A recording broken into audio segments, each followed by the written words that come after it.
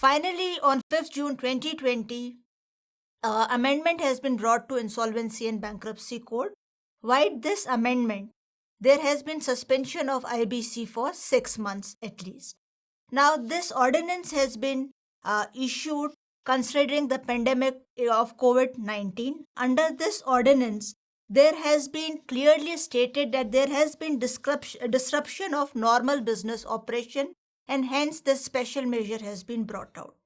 A new section, Section 10A, has been added, and as per this Section 10A, from 25th March 2020, that is the day when India got into nationwide lockdown, this will be applicable for a period of 6 months and not exceeding 1 year, which may be notified on this behalf.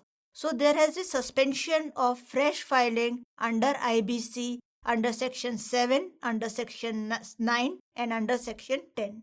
There will be no fresh filing of insolvency and bankruptcy cases under these sections, provided this relates to the default caused due to COVID-19 situation.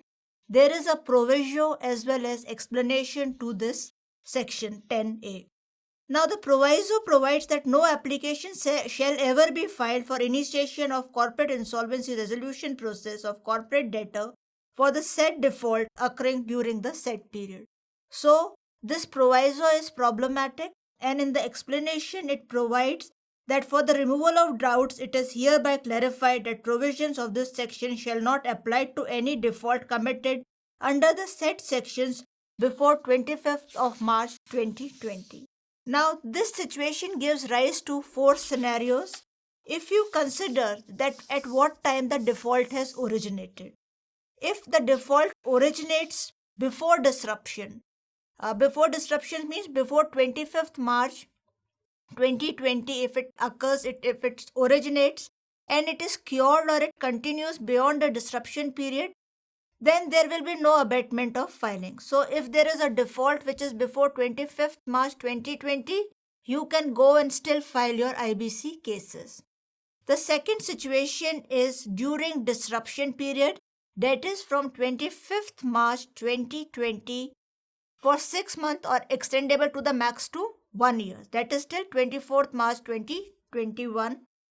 If this disruption is caused if the default occurs during this disruption period, then there will be abatement of filing of IBC application.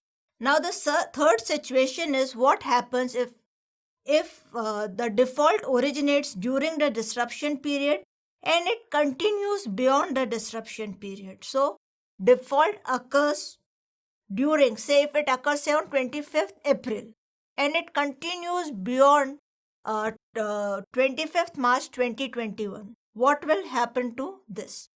Now, why this is problematic? It is due to the proviso to Section 10A, which provides that no application shall ever be filed for initiation of CIRP of a corporate debtor for the said default occurring during the said period. Now, where there will be abatement of this or not, that will be for the courts to interpret.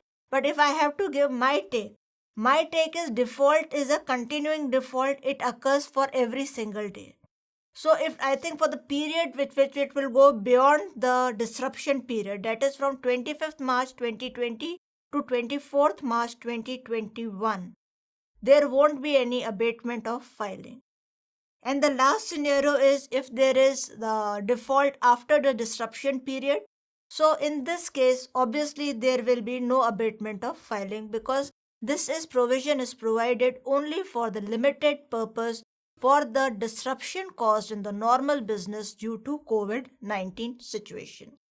And under the gadget notification, there is also change in section 66 of the Act, and the new subsection 66(3) is introduced, which provides that notwithstanding contained in this section, no application shall be filed by resolution professional under subsection 2 in respect of such defaults against which the initiation of CRP is suspended as per 10A. So this is an embargo put upon the resolution professional. Now, coming to the press conference done by the finance minister, it is important to know that nowhere this ordinance talk about the MSME sector. There is no word about that, so there is no special provision or relaxation for MSME sector, whether they are creditors or whether they are debtors. So this is one important update, and keeping with our promise to keep you updated with the IBC ecosystem, this is an update to you from the ebclearning.com. Thank you.